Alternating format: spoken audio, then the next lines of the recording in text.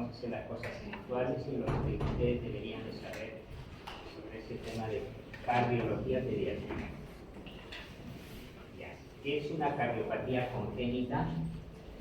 Son malformaciones del corazón, de los grandes vasos, que están presentes desde el nacimiento y en las primeras 12 semanas de gestación es donde se va a presentar estas alteraciones.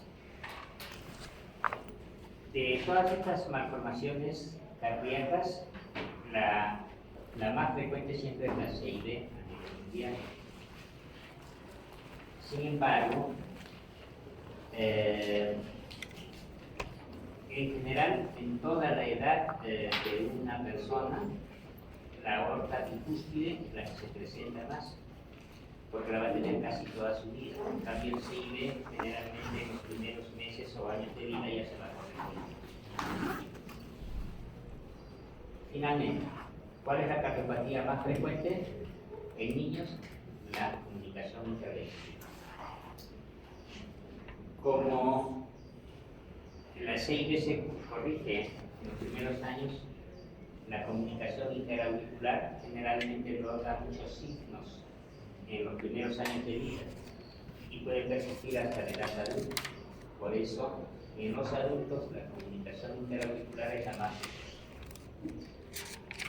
Dentro de las cardiopatías que producen cianosis, en el primer año de vida, la más frecuente es la transposición de los grandes vasos, el TGV, y en mayores de 1 año de edad, la más frecuente es la tetralogía de Fallot. Antes le llamaban los niños azules.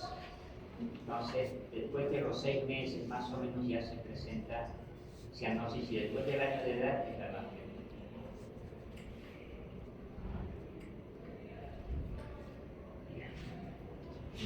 ¿Qué niños tienen riesgo de presentar una cardiopatía congénita? Cuando en la familia de este niño hay antecedentes familiares de cardiopatías congénitas. Cuando hay antecedentes o enfermedades de la exposición en la madre, generalmente ¿a qué? A enfermedades de colágeno, diabetes, edad materna o muy temprana o muy tardía. Cuando tienen alguna enfermedad como la fenilcetonuria o la exposición a fármacos, dentro de ellos los anticonvulsivantes son los más frecuentes, o agentes físicos como las radiaciones. Y en sí, ¿qué niños tienen mayor riesgo de presentar una cardiopatía congénita? Aquellos niños que además tienen una cromosomopatía, como el síndrome de Down, Williams, Marfan, etc.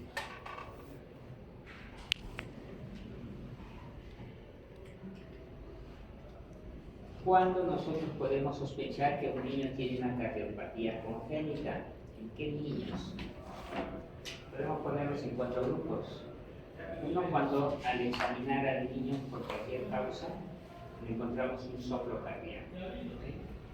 Es un soplo cardíaco cuando en el flujo de sangre hay alguna interrupción y el flujo no es laminar, sino se forma como una turbulenta. Entonces, ese soplo cardíaco puede estar en la sístole o puede estar en la diástole. Todo soplo cardíaco que esté en la diástole es anormal, es patológico, sospechoso de una cardiopatía. El problema es cuando hay un soplo sistólico. Muchos niños, hasta el 40-60% de los niños pueden tener un soplo sistólico fisiológico, le llaman, o inocente, que parece aparecer con la edad, generalmente a los 7-8 años a más tardar ya desaparece. ¿Y cuándo podemos considerar que podría ser un soplo fisiológico? Cuando siempre es sistólico, cuando es leve, algunos lo escuchan, otros no lo escuchan, o sea, de una intensidad de 1 a 6 es de 1 a 2, y cuando al niño lo cambiamos de posición sentado, echado, de cuello lateral, derecho, izquierdo, etc., va cambiando de intensidad es eso. Cuando es así y el niño no presenta ninguna otra manifestación, insuficiencia cardíaca, de su peso, su talla, todo está yendo bien, podemos decir que es un soplo fisiológico. Entonces, si el niño no tiene un soplo fisiológico, pero tiene otro soplo, ya sea sistólico o diastólico, entonces podemos decir que este niño puede tener una cardiopatía. Cuando el niño presenta signos de insuficiencia cardíaca, ¿cuáles son los signos de insuficiencia cardíaca? No gana peso, no gana talla, al lactar se cansa, lacta siempre entrecortado, mientras lacta suda, hay mucha sudoración, se torna taquipneico, ¿no? Puede haber edemas, entonces son signos de insuficiencia cardíaca. Cuando el niño presenta signos de insuficiencia cardíaca, estamos en la obligación de descartar una cardiopatía congénita. La presencia de cianosis. Un niño, especialmente un recién nacido, nace cianótico. Entonces nosotros decimos, ¿es un problema cardíaco? Es un problema respiratorio. Entonces hacemos la prueba de la hiperoxia.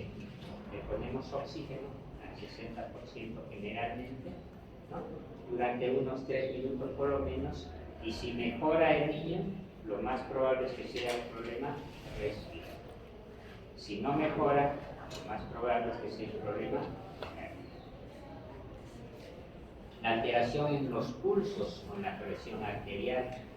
Tenemos que tomar los pulsos en los miembros superiores y en los miembros inferiores. Igual la presión arterial arriba y abajo. Si vemos que los pulsos son más fuertes en los miembros superiores, ¿no? Y son más leves en los miembros inferiores, o va retardado, digamos, que es cuando estamos en el pulso en el miembro superior y en el inferior y debe ir a la vez. Pero si el pulso está retrasado en los miembros inferiores, también es una sospecha de alguna cardiopatía congénita. También cuando la diferencia de presión entre los superiores y los inferiores es más de 10 milímetros de mercurio, también podemos sospechar una cardiopatía congénita. ¿Y quiénes habrá alteraciones en los pulsos y en la presión arterial? En la coartación de la aorta. ¿De acuerdo? O también el otro grupo es aquellos niños que tienen un trastorno de ritmo cardíaco, o sea que tienen algún tipo de arritmia, como bloqueo de rama derecha. ¿De acuerdo? Muy bien. Entonces, todo niño que tenga un soplo cardíaco, que no sea el inocente, signos de insuficiencia cardíaca, presencia de cianosis que no sea de causa respiratoria, alteración en los pulsos y en la presión arterial entre miembros superiores y miembros inferiores, o trastornos de ritmo cardíaco, cualquiera de ellos, nos hace sospechar que este niño pueda tener una cardiopatía congénita. Por lo menos ustedes deberían tener esa sospecha, ¿no? Ok. Entonces, esta es la circulación del adulto. Vamos a repasarlo rápidamente. Toda la sangre que regresa de nuestro organismo hacia el corazón llega hacia la aurícula derecha, ¿sí? Por la vena cava superior y vena cava inferior. Todo va a la aurícula derecha. Luego pasa a través de una válvula al ventrículo derecho. Se va a los pulmones a través de la arteria pulmonar, ¿sí?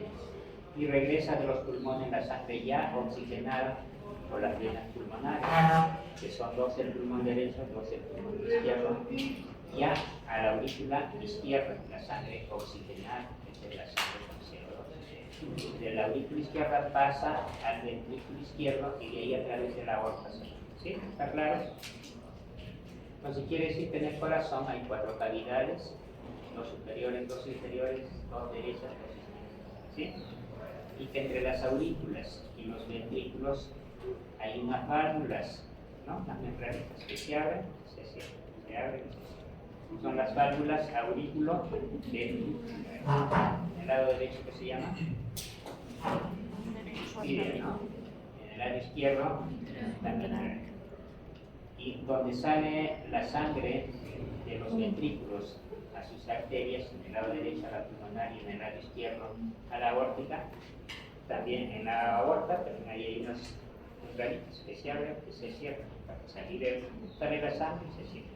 son las válvulas sigmoid. En el lado derecho será la pulmonar, en el lado izquierdo la. ¿Sí? Entonces, y el lado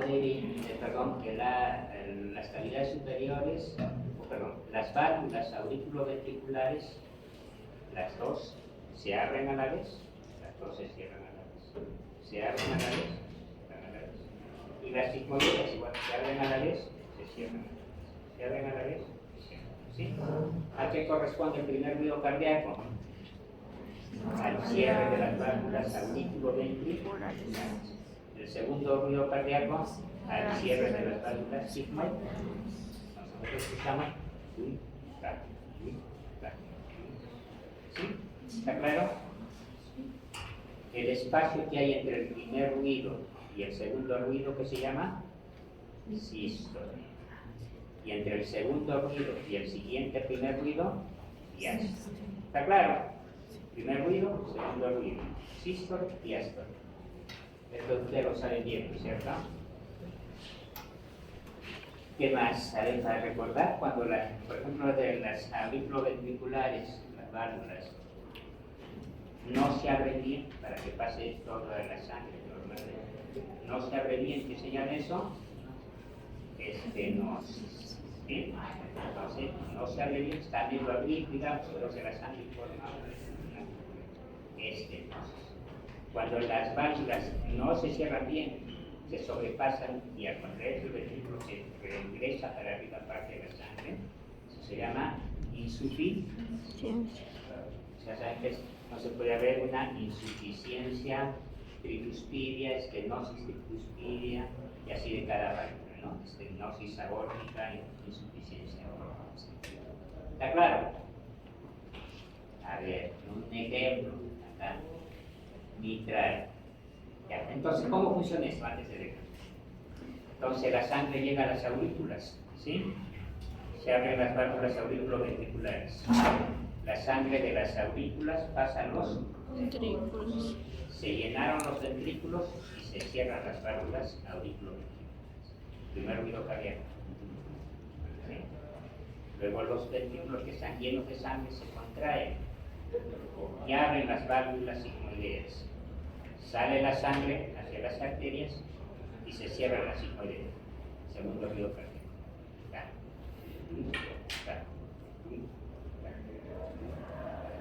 ¿Está claro? Eso es en la circulación del adulto.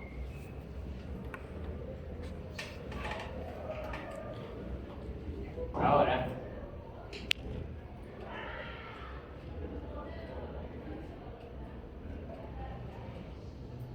en la materno-fetal, ¿qué pasa? Diferente, ¿no? La sangre al feto llega a través de la placenta, ¿no es cierto? Sangre oxigenada por la vena umbilical. Sangre oxigenada se va al hígado y se va a través del conducto venoso de Arancio, ¿no? Con la vena cava inferior.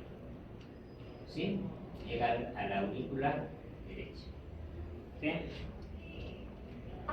Pero sus pulmones, el feto funciona, no se expande. Entonces, toda esa sangre ya oxigenada se pasa a la aurícula izquierda, a través del foramen. ¿Sí? Muy poco se va al ventrículo derecho. Ese poco que va al ventrículo derecho se va por la arteria pulmonar. Como no funcionan los pulmones, acá hay un conducto arterioso que va entre la arteria pulmonar y la aorta. ¿Sí? Conducto arterioso. Como no funcionan los pulmones, esta poca sangre que pasa al ventrículo derecho por la arteria pulmonar se va a la aorta. ¿Sí? Muy bien. ¿Qué más? Ya regresa, y la sangre la poca que regresa de los pulmones, casi nada, no se ya pasa al ventrículo izquierdo y se va por con toda la sangre que viene de la aurícula derecha a la aurícula izquierda, ¿no? Viene acá al ventrículo izquierdo, se va por la aorta. ¿Sí? Todo lo que viene al ventrículo izquierdo, la aorta, más poquito de sangre que va de la arteria. ¿Está claro? nació el niño, respiró, todas las resistencias altas de los pulmones caen, entonces ya va a pasar la sangre más fácilmente a los pulmones que ya están respirando. Entonces se cierra el foramen oval y se cierra el conducto arterioso. ¿Sí? Después se cierran todas estas cosas, ¿no? Y ya se convierten en eso. ¿Sí? ¿Está claro? Algo importante. El cierre del conducto arterioso se produce, ¿no?, tempranamente, entre las 2 y 72 horas, fisiológico, o sea que ya no pasa sangre en el flujo sanguíneo, pero cuando se convierte en ligamento y anatómico, a los 2 meses, ¿no? De 15 días a 2 meses. Y el foramen oval, al nacer también ya se cierra, ya no hay flujo, pero recién a los 3 meses, ¿no?, se cierra por completo. ¿De acuerdo? ¿Alguna pregunta? Nada, todo está bien. Entonces ya saben que en la materna hay dos sangre, ¿no es cierto? A través del foramen oval y del conducto arterioso.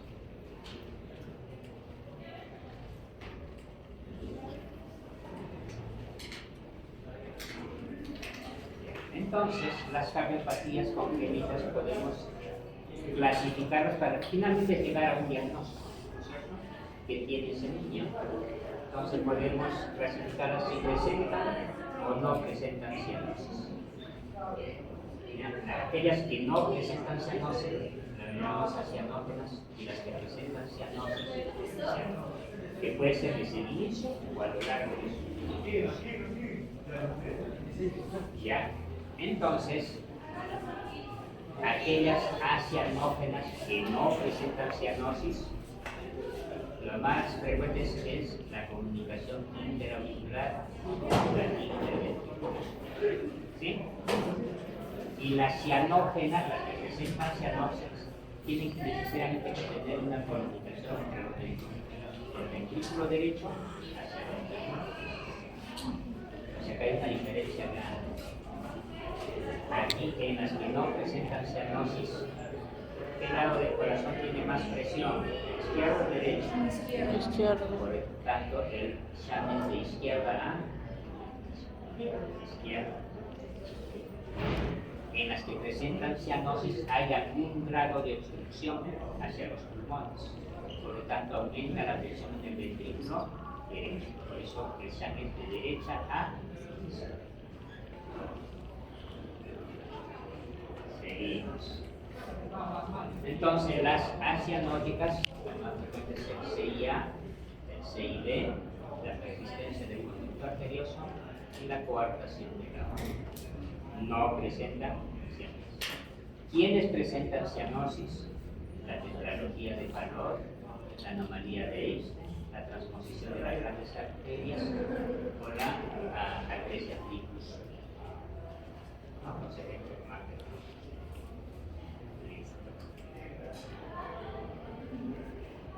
La presentación clínica, las cianóticas, no, esto es en escolares y adolescentes, cuando generalmente presentan pocos síntomas, ¿no? Entonces digamos que recién en un escolar se van a dar cuenta que presenta cianosis, ¿no? Digamos, ¿no? Recién. Entonces, ¿qué va a pasar? Obviamente va a haber hipoxia y no va a ganar peso ni talla adecuada. ¿Ya? Van a sentir fatiga, no van a poder realizar muchos esfuerzos, ¿no? Y no hay datos de insuficiencia respiratoria, ya no están afectados, nada de eso. En cambio, aquellos que tienen una cardiopatía acianótica, si llegan a ser escolares adolescentes, esto no se caracteriza porque van a presentar insuficiencia cardíaca. Y la estatura no va a estar de acorde al espejo. En el examen físico va a haber ritmo de galope, o sea, tercer ruido, y siempre van a tener estertores pulmonares, o sea, va a haber signos de bronquitis a repetición.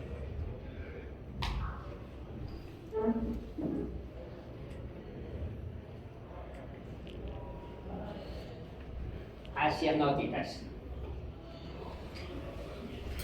¿Ya? Bueno. Entonces acá vamos a hacer dos grupos grandes. Aquellas que no presentan cianosis, que tienen mucho flujo pulmonar, o aquellas que no tienen mucho.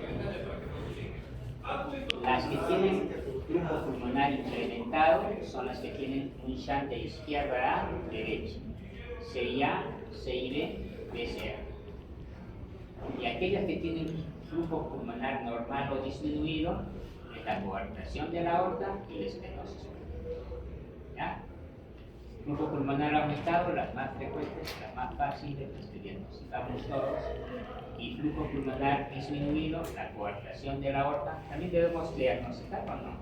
Solo viendo pulso sí, y la estenosis pulmonar. Seguimos. Asianóticas. Nuevamente hay un shunt de izquierda a derecha.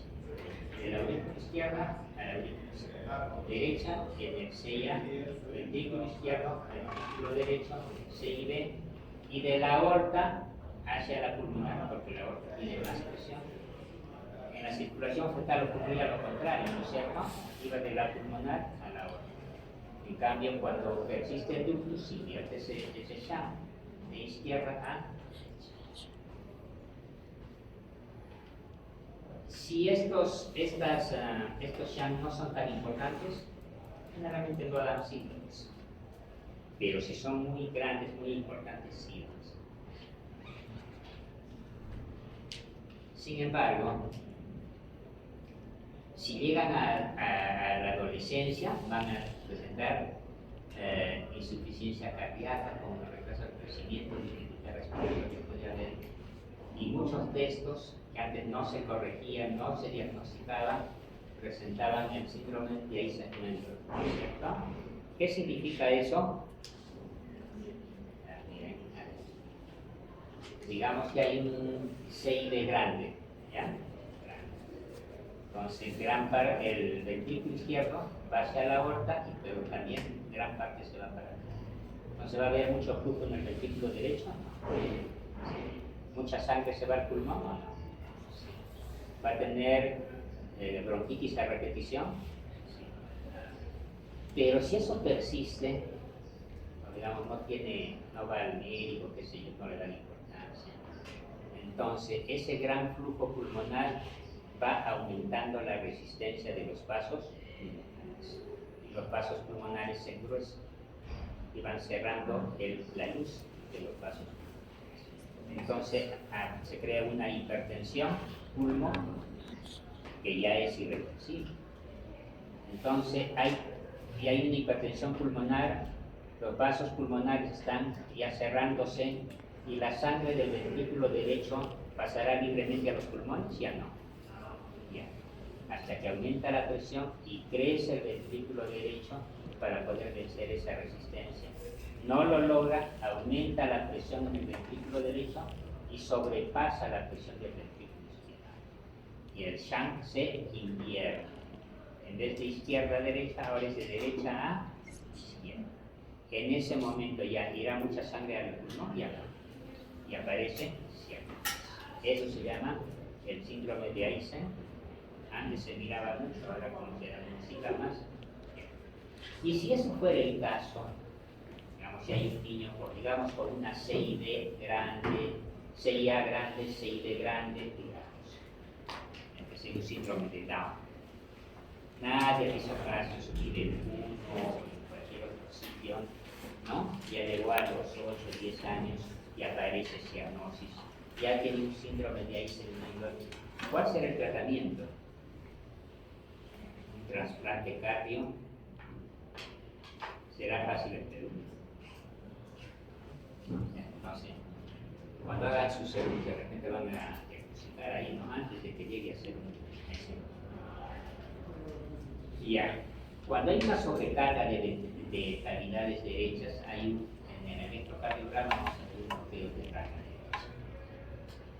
En la radiografía de tórax, en estas asianóticas, vamos a ver cardiomegalia de cavidades derechas, porque va de izquierda a derecha. Después de que el manejo quirúrgico puede haber infecciones generalmente. Y cuando se presenta hipertensión pulmonar y hay disnea, cianosis, etc. Casi nadie llega ya a eso. Muy bien. Ahora vamos a ver rápidamente una cosa. CIA es la más frecuente en los adultos, ¿no? De las cardiopatías que llegan a los adultos, la más frecuente es la CIA. Porque muchas de ellas no dan tanta sintomatología, no requiere tratamiento. Entonces el problema es acá, es de la localización en el óseo segundo, ¿no? No da síntomas hasta que aumenta cada vez más el volumen y da signos de insuficiencia cardíaca. Si no sé esto, llega a una hipertensión pulmonar y se enferma. ¿Cómo podemos diagnosticar CIA? CIA. Son niños que generalmente tienen bronquitis a repetición, siempre están resfriados. Y ustedes escuchan un soplo en el foco pulmonar. ¿Por qué? Miren. Y aquí pasa sangre para acá, además viene de las cavas. ¿Habrá mucho flujo, mucha sangre en la aurícula derecha? Sí. ¿Pasará mucha sangre al ventrículo derecho? Sí. ¿Luego pasará mucha sangre a los pulmones? Sí. Pero esa mucha sangre que está en el ventrículo derecho, al contraerse, la válvula pulmonar ya no es digamos, por más de que se abra, parece tanto volumen, ya aparece muy estrecho. Entonces va a dar un soplo sistólico en el foco pulmonar. Soplo sistólico en el foco. Y algo importante, a ver, ¿a qué corresponde el segundo ruido cardíaco? Al cierre de las válvulas sigmoides. ¿Sí? Tanto la pulmonar como la.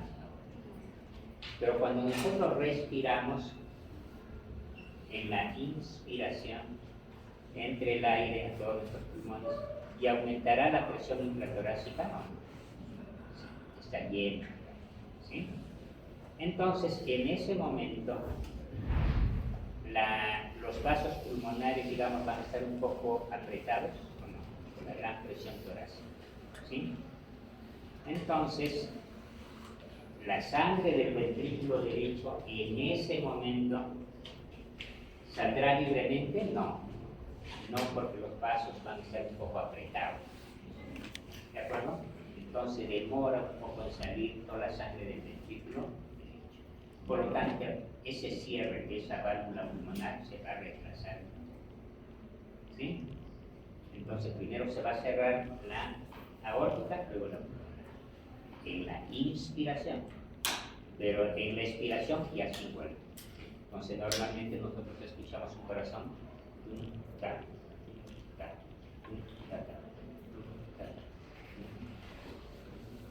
Ese es el desdoblamiento fisiológico del segundo. ¿Está claro? En la CIA siempre va a haber mucho volumen en el ventrículo izquierdo por este CIA.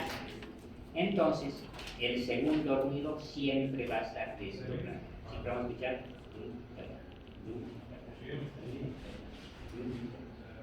O sea, fijo el desdoblamiento del segundo. ¿Está claro? No. Niños que tienen bronquitis a repetición, soplo sistólico pulmonar, desdoblamiento del segundo ruido cardíaco, lo más probable que tengas un CI. Muy bien, entonces la radiografía va a haber cardiomegalia con hipertrofia de cavidad derecha y aumento del flujo pulmonar. ¿Va a haber mucha sangre en los pulmones? No. Entonces los pulmones van a ser negritos, blancos, un poco blancos, ¿no? Porque hay mucho flujo. ¿Está claro? Y el corazón un poco grande, ¿no? El índice cardíaco. Muy bien. Ya, interauricular. Entonces,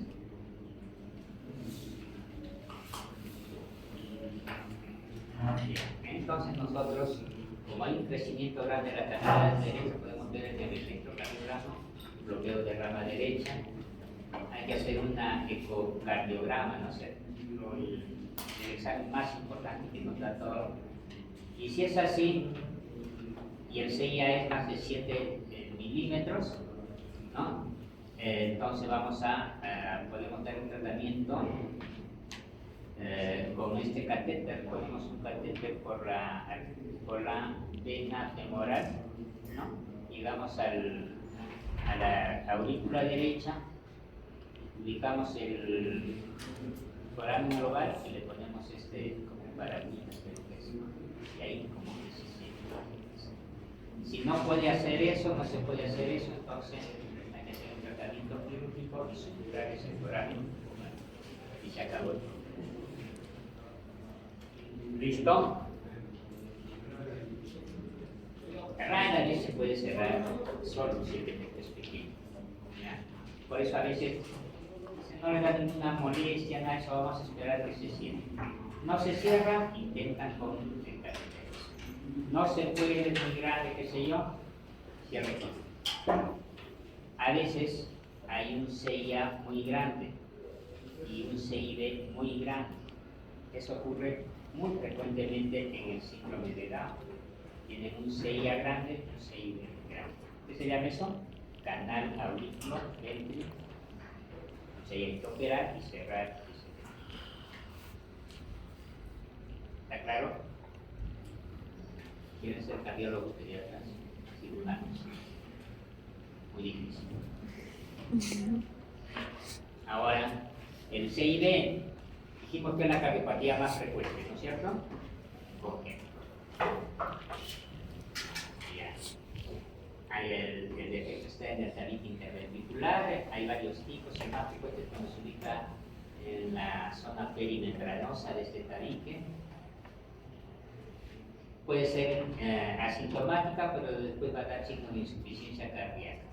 Si es más grande el defecto, va a haber más síntomas, ¿no es cierto? Vamos a encontrar un soplo pansistólico en el foco pulmonar, un soplo grande. O los históricos, todas las históricas vamos a escuchar, ¿no? O los históricos, pansistólico. A ver, radiografía con cardiomegalia, aumento del flujo pulmonar, hacemos un ecocardiograma, nos va a dar eso. Y el tratamiento también es percutáneo o por cierre. Cuando es muy grande, perimembranoso, hay que operar y cerrar. A veces el defecto es grande, entonces se saca un pedazo de pericardio y le ponen ahí con un remiendo y lo cierran. ¿Ya? Para esa operación será fácil y difícil. ¿Saben cómo se hace? Se le abre el tórax al niño por el externo. Se abre, se expone todo. Se pone un tubo acá, al ingreso de la cava superior, otro tubo en la cava inferior. Entonces la sangre se va por esos tubitos a una máquina que se llama de circulación extra, que hay que dinamitar, que ayuda a hacer las cosas del pulmón, que se va a oxigenar y se va a retirar el CO2. También tiene una propulsión que va a impulsar la sangre nuevamente hacia acá, hacia la aorta.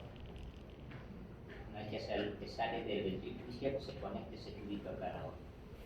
Entonces se va a bypassear todo el corazón. En ese momento que se hace todo eso, ya el corazón se le paraliza. ¿Con qué se le paraliza? Se pone un líquido que se llama de cardioimplegia, que tiene mucho potasio y es frío, helado, se inyecta a través de la arteria coronaria, que es al nacimiento de la aorta, se paraliza el corazón. Entonces ella se ubica con este defecto y se hace lo mismo, ¿no? Se cose o se pone el parche del pericardio y se cierra el defecto. Ya todo está ok, listo.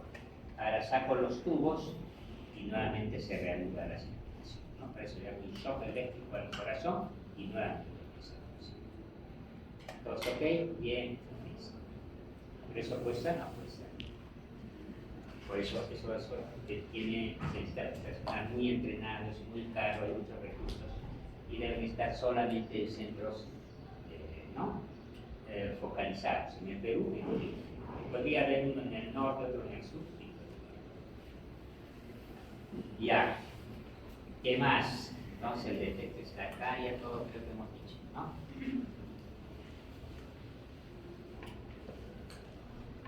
El ductus. El ductus es bien frecuente. ¿Ya? Eso está asociado a que mira niños que tienen rubiola congénita, que tienen estas trisonías, 13, 18, 21, ¿no? Síndrome de edad. O los prematuros. Muchos prematuros tienen la persistencia de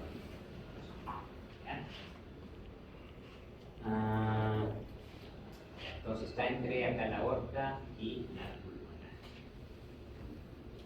Es asianótico, obviamente, luego puede dar signos de insuficiencia cardíaca, después el cáncer. ¿Cómo vamos a diagnosticar? ¿No? Con estos antecedentes, un soplo sistodiastólico. Imaginen el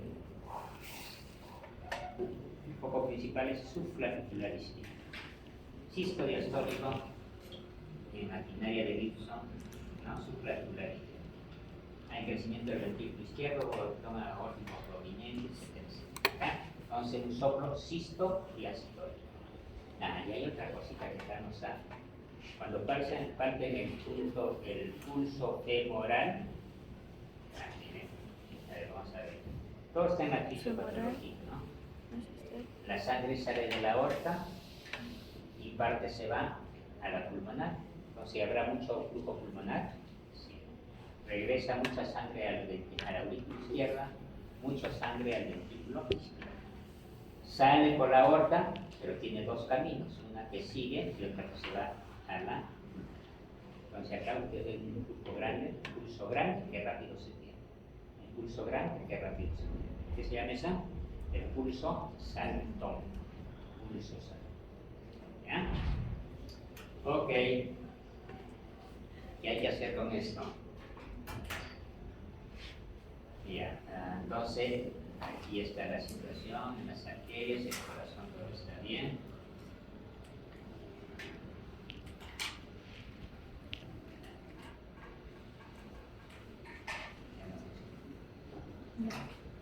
Ya, entonces aquí lo que se hace es, si el paciente está asintomático, obviamente se le cierra con medicamentos. ¿Qué se utiliza para cerrar el ductus? Panadol, ibuprofeno, indomethacina.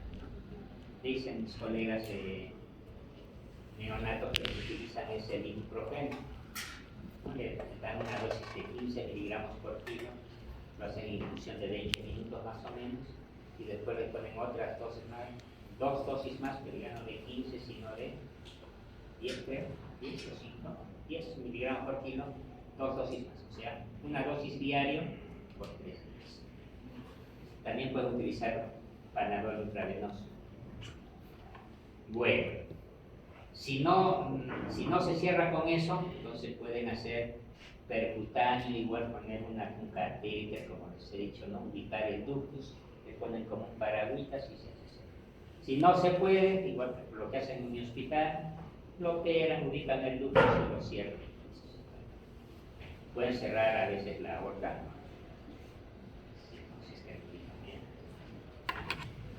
¿Está claro? Listo. Ductus es importante. Coartación de la aorta. ¿La coartación de la aorta da flujo pulmonar incrementado? No. No. Porque el problema está después del corazón. ¿No es cierto? Ahí está bien. Aquí está la situación. Después supuestamente está el si es estrechado ahí. ¿Ya? Esto está asociado al síndrome de Turner, la diferencia de las presiones entre extremidades superiores e inferiores está de 10 milímetros de magnitud, flujo pulmonar normal. A muchos de estos pacientes llegan a la edad de adolescencia, ¿no? Adultos jóvenes. Entonces, ¿dónde tendrán más flujo pulmonar? la parte superior menos en el flujo que en la parte interior del flujo. O sea, tienen un aspecto de qué? ¿De qué? Son unos charitos. ¿Qué es un charito? ¿Saben qué es un charito? Cuerpo de chancho, patas de rata. ¿Ya? Muy bien. Entonces estos niños podrán correr o se cansarán fácilmente. Danza. Se cansan. ¿Ya? Entonces no se olviden analizar, ¿no? Y estos niños, como tienen presión arterial alta arriba, van a tener cefalea, ¿no? Van a tener epistaxis a repetición.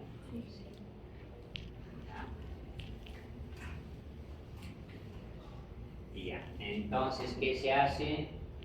En mi hospital los operan. Entonces, ahí no necesitan esas instrucciones. Le quitan esa zona estenótica, pero a veces cuando vuelve a insistir, le ponen un stent, ¿ya? Para que no se vuelva. Bueno. Mira, el Eisenmenger que ya explicamos en antes, ¿no es cierto? Cuando el shunt se cambia de derecha a izquierda. Tratamiento, trasplante cardíaco. ¿De acuerdo? Esto es cuando hay cardiopatías congénitas acianóticas de flujo pulmonar incremental.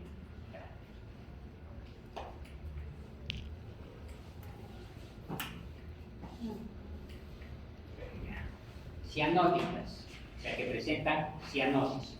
Puede ser desde que apenas nacen o en su evolución los primeros meses de vida. ¿Cuáles son estas? La tetralogía de Fallot, la anomalía de Elsner, la atresia tricuspidia, ¿no? Estos dan flujo pulmonar normal, no salutar. Cambio, flujo pulmonar incrementado, la transposición de las grandes arterias, el drenaje pulmonar anómalo total o el troco arterial. Estas cosas feas, ¿no? Muy bien. A ver, ¿de qué se trata? Rápida. ¿Será frecuente estas cosas? Sí son. ¿Cuál es? Tetralogía de Fallot. Los niños azules.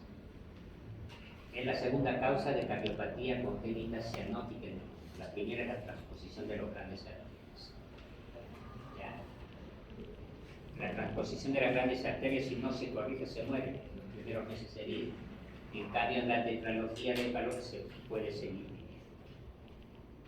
¿Cuáles son los 4 defectos? Por eso es tetralogía, cabalgamiento de la aorta. O sea, la aorta sale entre los dos ventrículos. ¿Ya? La aorta sale, cabalga los dos ventrículos. O sea, la parte de la sangre del ventrículo derecho y del ventrículo izquierdo se va por la aorta. Cabalgamiento de la aorta. Comunicación interventricular, C y B. Hay una estenosis subvalvular de la válvula pulmonar y la hipertrofia del ventrículo derecho. O sea, el ventrículo derecho tiene que crecer porque hay una estenosis en la arteria pulmonar, debajo del ojo. ¿Está claro? ¿Y cuándo es más grave? En cuanto más estenosis hay. ¿Sí? Flujo pulmonar aumentado o disminuido. Disminuido porque la sangre del ventrículo derecho, como no puede pasar libremente a la pulmonar, se va hacia el ventrículo izquierdo. El sangre es de derecha a izquierda, izquierda a derecha. Derecha a izquierda. Por eso hay cianosis. ¿Listo? Acá nuevamente, ¿no? Miren, la arteria pulmonar, que es pequeña, la aorta grande, porque ahí se cae.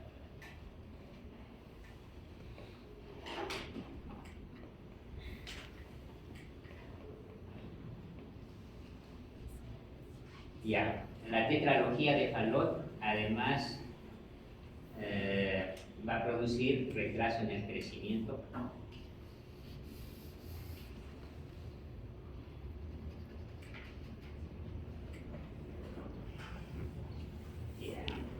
Entonces, retraso en el crecimiento, va a haber crisis hipoxémicas, más o menos a partir de los 6 meses. ¿Qué quiere decir? Que el niño está ahí flaquito, no crece mucho, no gana mucho peso, y de pronto se pone cianótico. Y eso ustedes van a ver en el internado. El niño viene son cianosis, son crisis hipoxémicas, ¿no? ¿Ya? Y ustedes toman una placa, como hay un crecimiento del ventrículo derecho, va a ver una imagen de la bota, creo, del zapato, ¿no? Del zapato sueco. ¿Ya? El electrocardiograma, bloqueo de rama derecha, hipertrofia ventricular derecha. Hay que hacer una ecocardia. Y vamos a ver los 4 defectos que presentan. Estas crisis cianóticas, entonces, que ustedes van a ver en la emergencia, el niño viene taquipneico, tiene hipoxemia y disminución del tono muscular. Dura 1 hora y puede llegar al coma. ¿Cuándo presentan estas crisis cianóticas? Cuando tienen fiebre, dolor, estrés, ¿no? Cualquiera de estas cosas. Entonces, ¿qué tienen que hacer? Calmar el dolor, calmar la ansiedad, ponerle morfina, oxígeno, ¿no? Y se le puede dar propano. ¿Les van a ver crisis cianóticas? Sí, en todo aquel niño que tenga tetralogía de que no haya sido. Ya, hay que corregir quirúrgicamente, hay que reparar todas esas cosas, abrir el que se llama cerrar el CIA, el CID, perdón, cerrar el CID, arreglar la salida de la arteria pulmonar, ¿no? Para que no se cabalgando la aorta. ¿Quedan bien o no? Sí, quedan.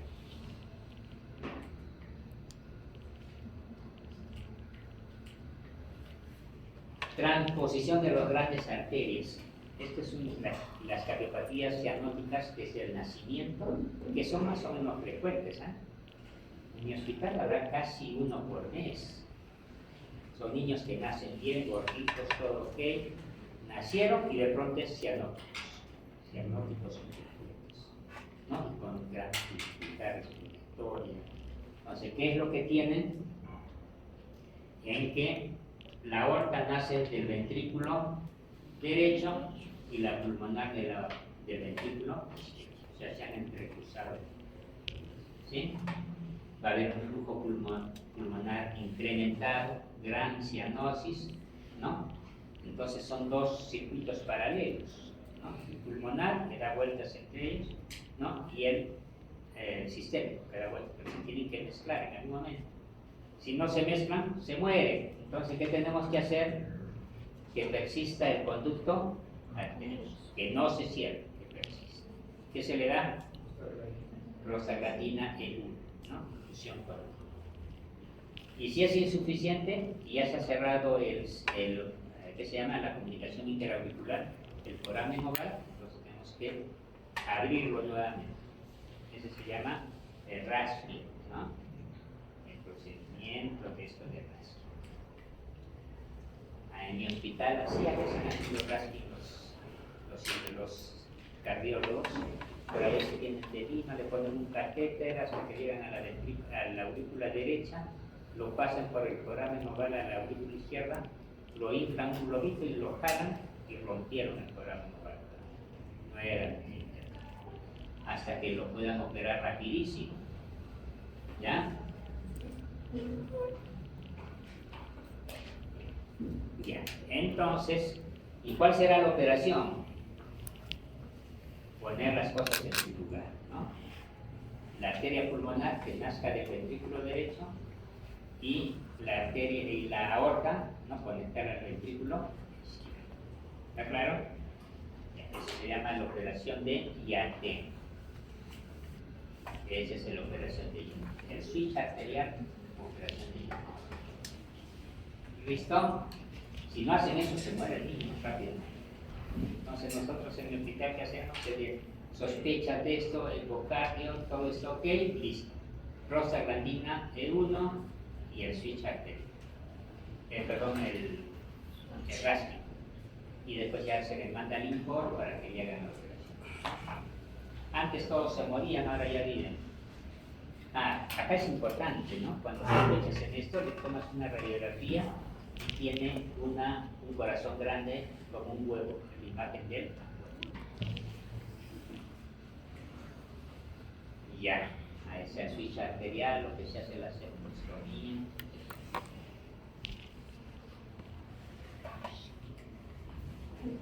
Ya. Tronco arterioso, las cosas difíciles, tienen mal pronóstico. En donde no sale por separado la arteria pulmonar ni en la aorta. Si en un solo vaso nacen de ambos ventrículos, cavernario. Luego nace ese vaso y ya recién se divide en arteria pulmonar y aorta. ¿Ya? Difícil, ¿no? También da cianosis, todas esas cosas difíciles. ¿Ya? Y acá se le hace una operación, se prepone un tubo de acá del ventrículo derecho, un tubo que ellos fabrican, a la arteria pulmonar. Y de la aorta ya lo cierran eso para que solamente salga de los ventrículos. Esa es la operación de Rastelli. ¿Ya? Bueno. Otro. Atresia tricuspidia. Todas estas son cianóticas, ¿no es cierto? Cianóticas. Ya. La atresia tricuspidia acá, la válvula tricuspidia, vamos a perforar. Es una membrana, o sea, no hay válvula, es una membrana. Necesariamente tiene que haber CIA, si no se muere el caso. ¿De acuerdo? Ya. Igual este paciente tiene cianosis y todo eso. No hay grupo pulmonar, etc. La corrección es media fea, hacen de que la cava superior se vaya a la pulmonar y después la cava pulmonar se vaya a la pulmonar, la cava interior a la pulmonar. Son las operaciones de clínico, esas cosas feas. Otra, Epstein, que podemos con cierta frecuencia. El Epstein es cuando la tricuspidia, la válvula tricuspidia está muy abajo. Muy abajo. Entonces casi ya no hay ventrículo derecho. Entonces, ¿qué hacen? La pueden suspender un poquito para que crezca el ventrículo derecho. ¿Ya? Acá miren, esto es como un canal, todo el corazón, ¿no? Forma de jarrón o de capa. Cianótico también, no tiene buen pronóstico y se asocia al Wolff-Parkinson-White. Cosas feas.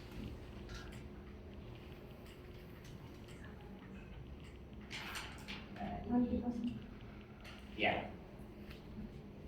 Cardiopatías congénitas. ¿Con qué se asocian generalmente? Síndrome de Down con CIA. Canal auriculoventricular con síndrome de Down. El PCA, ¿y quién vamos a ver? En los que tienen uviola congénita y más frecuentemente en los prenatos. Coartación de la aorta, síndrome de Turner o válvula tricuspide. Anomalía de Epstein en el Wolff-Parkinson-White. El tronco arterioso común en el síndrome de Victor. Ya siempre vienen con algo más. Nada más. A ver, no.